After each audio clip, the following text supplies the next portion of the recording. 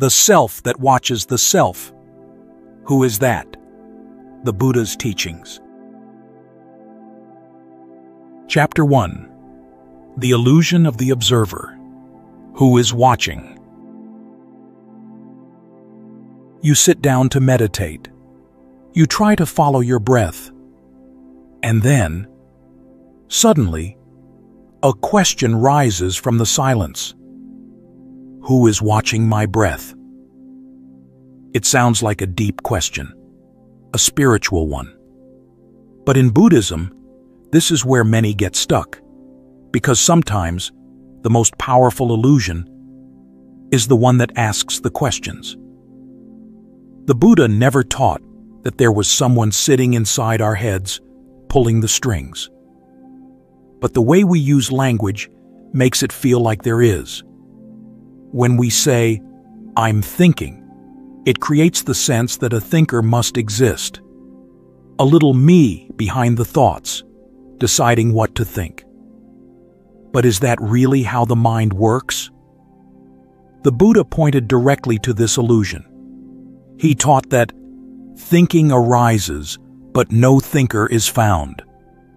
Thought is just a mental event. It comes and goes, like wind across a field. There's no tiny person inside your brain doing the thinking. There's just thinking, and then it's gone.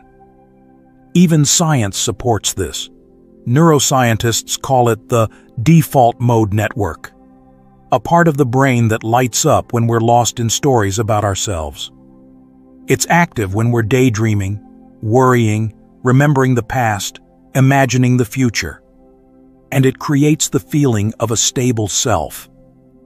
But if you scan the brain, you won't find a soul. Just patterns, just neurons firing, thoughts arising, sensations coming and going. Just like the Buddha said, all phenomena are ownerless. Nothing belongs to a me, not even awareness. But that can feel strange, because awareness does feel present. You are aware right now. You hear this voice. You know what you're feeling. There seems to be someone behind it all. The Buddha often used images, not theories, to point at this. So think of a mirror. A mirror reflects everything that passes in front of it. Your face, the room, the sunlight. But it doesn't hold on to any of it. It doesn't say, "This is my face." It simply reflects. That's what awareness is like. It notices thoughts, feelings, memories. But it doesn't own them. It doesn't cling to them. And it doesn't say, "This is me." In Zen, there's a famous koan that asks, if you drop I, what's left?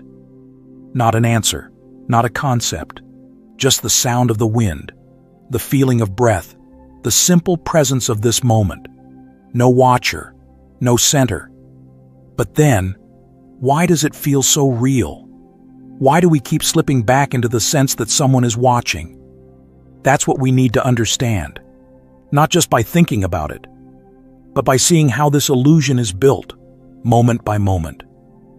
Only then can we begin to let it fall away. Chapter 2. Layers of Awareness, the Mind's Greatest Illusion. You feel a sharp heat rising in your chest. Your hands clench. Maybe your voice tightens. In that moment, the thought appears. I'm angry. It seems obvious. But is it? The Buddha taught that what we call anger is not a thing. It's a process. A swirl of changing elements, heat, tension, rapid thoughts. It's not a solid entity, and certainly not a fixed person. Modern science agrees. When anger flares, cortisol floods the bloodstream, the heart rate spikes, and the brain's threat systems light up. But nowhere in this cascade is a central self orchestrating it. These reactions arise from conditions, just like a match ignites when struck. Still, after the body reacts, something deeper kicks in. A second voice says, "I know I'm angry." This is what many people call awareness. It feels like we've stepped outside the emotion, that we're now the one observing it. But have we really? The Buddha explained that this second layer is still part of the mind's activity. It's just another thought, another ripple. The mind observes the anger, labels it, and now believes it has found a higher self, a steady witness behind the storm. But even this knowing is not independent. It too comes and goes. It too depends on causes. It too is not you. René Descartes famously said, "I think, therefore I am." But the Buddha might offer a gentler question. Who is thinking? Instead of assuming an I behind the thought, we're invited to look closer, to see that thoughts arise on their own, based on contact, memory, habit, and vanish the same way. They don't need a thinker to exist. They just happen. Then comes the third layer, the trickiest one of all. A soft inner voice whispers, "I'm watching myself get angry." It feels calm, detached, spiritual. Many seekers stop here, believing they've discovered the true self, the quiet watcher behind it all. But the Buddha pointed deeper. He taught that even this observer is a construction.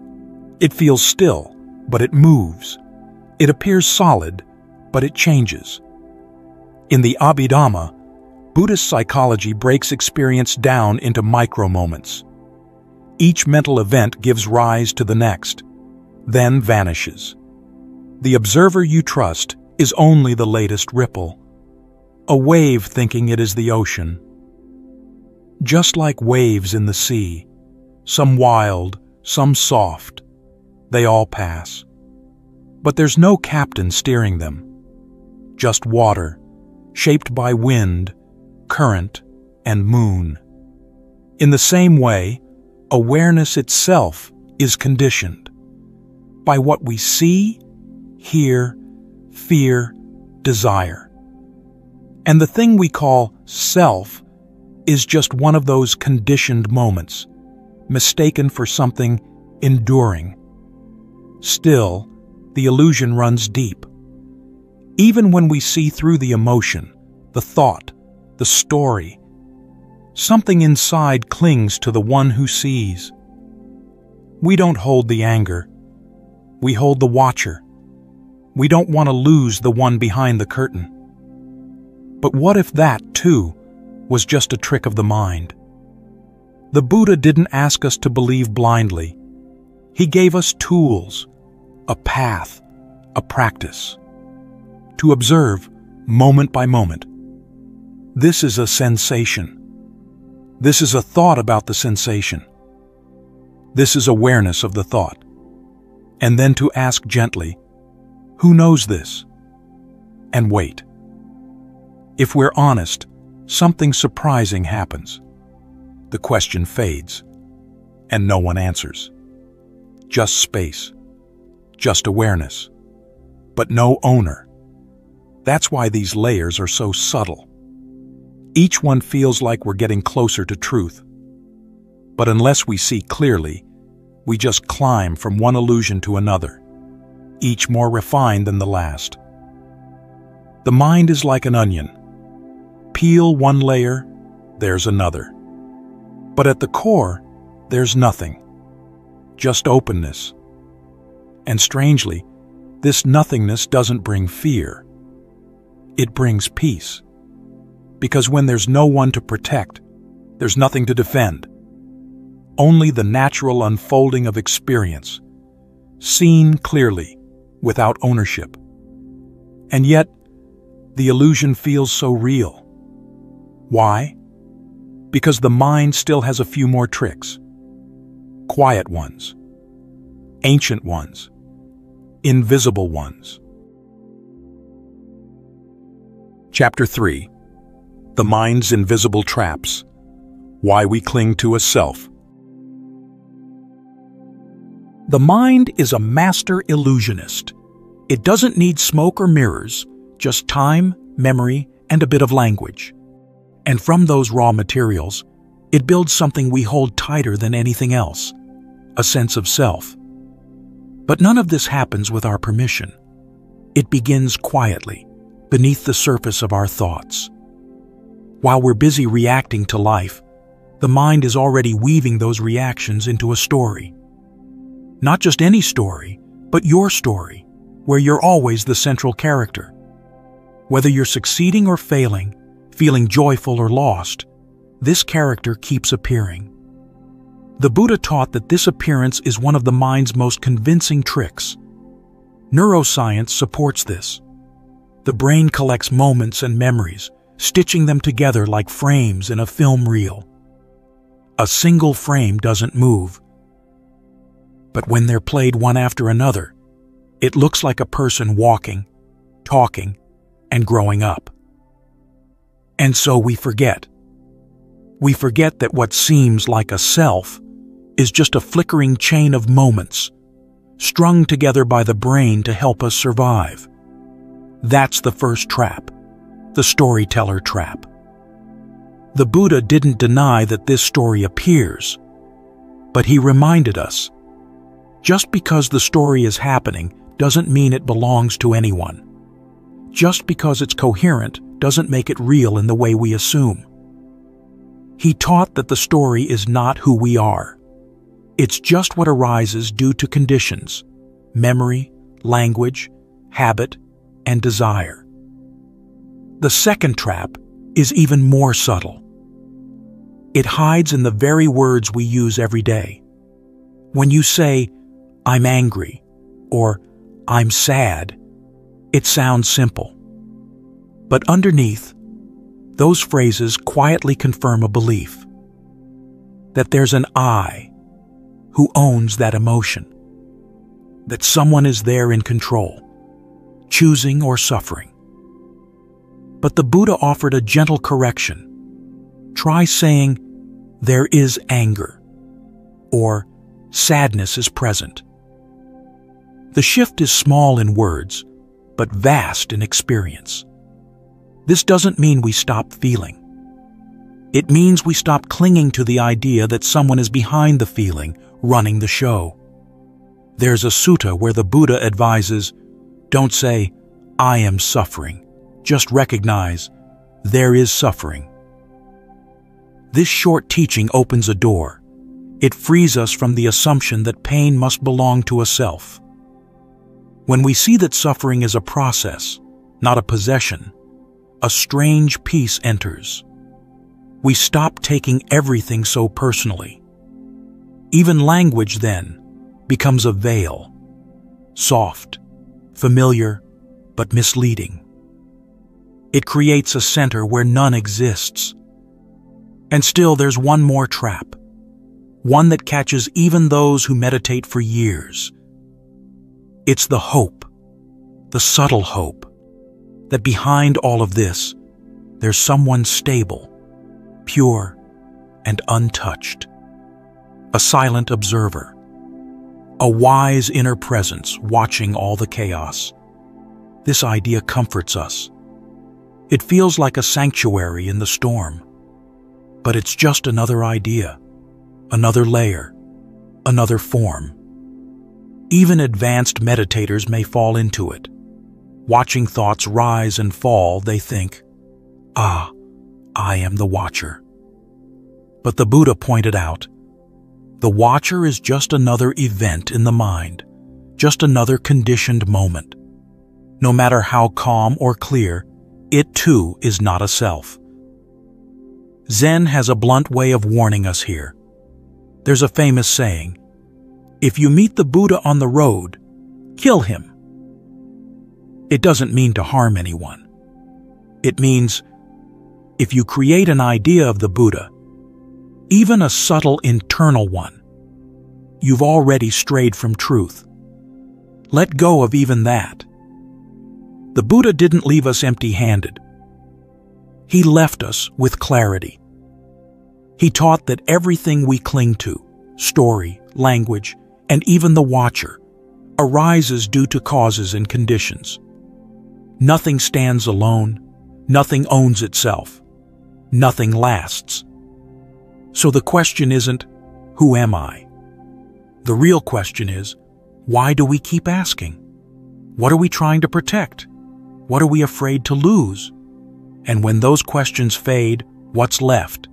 That's what we'll see next. Chapter 4. The Final Truth. There's no one watching. You sit in silence. Thoughts rise, fall, and sometimes swirl. A question appears. Who is noticing all this? That single thought feels like a gateway. But if you look carefully, it's just another ripple. Not a gateway. Not a truth. Just a ripple. So what's left when the ripples settle?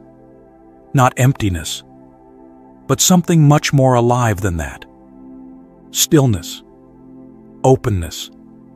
The kind of space that needs nothing to exist. The Buddha described two types of self that people often confuse. The first one is easy to see. It's the little voice in the head saying, "I'm watching," "I'm aware," or even, "I'm free." It sounds wise. It sounds calm. But it's still made of thought, still shaped by past experiences. It still depends on memory, language, and time. This first self is just another wave on the surface, another cloud passing through. It comes and goes, just like any emotion or sensation.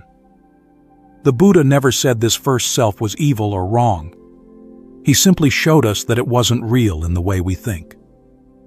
Then comes the second self, and this one is harder to talk about. It's not a self in the usual way. It's the seeing of the first self as just a thought. It's the clear awareness that doesn't cling to anything, not even to being aware. And when this insight arises, something shifts. The whole game changes. You no longer ask, "Who am I?" because the question no longer makes sense. The Buddha used the phrase, "dependent arising," to point to this. He taught that nothing exists independently, including the sense of me. When you look closely, what you find isn't a watcher sitting behind your eyes. You find conditions, arising, passing, patterns, causes, results. That's it. No little controller. No soul behind the curtain. Just movement. Just nature unfolding. And when you stop looking for a fixed center, peace begins to bloom. Because the whole struggle to protect or prove a self disappears. Try this the next time you're sitting quietly. Ask yourself, who is aware? Don't answer it. Just feel how that question appears in the mind, like any other thought. Watch it. Then notice the space before the question, the silence the question came from. Rest there. Not as someone resting. Just rest. Modern neuroscience has something interesting to say here. When people enter this silent, open state, where they stop clinging to the idea of me, a part of the brain called the default mode network starts to quiet down. That's the part that keeps building the story of I. So even from a scientific view, what the Buddha pointed to makes sense. When we let go of I, the brain settles, the body relaxes, and something deeper can be felt. Something wordless. Living like this doesn't mean you forget your name or stop functioning in the world. You still pay your bills. You still brush your teeth. But there's a shift in how you relate to thoughts and emotions. When stress comes, instead of thinking, "Why is this happening to me?" You might gently notice, this is happening, but it's not mine. It's like the sky watching a storm. It doesn't get wet. The storm passes. The sky remains. Awareness is like that. It doesn't need to control anything. It doesn't belong to anyone. It's not you watching. It's just watching. That's why the Buddha often used the image of a raft. He said the teachings are like a raft to cross the river. But once you've crossed, you don't carry the raft on your back. You don't keep clinging to the idea of a self, not even a pure or enlightened one. You let it go. So when your mind asks again, who am I? Maybe you'll smile. Because the question is made of the same stuff as the answers. Impermanent, conditioned, passing. There's no one watching, just watching. And somehow, that's enough. That's freedom.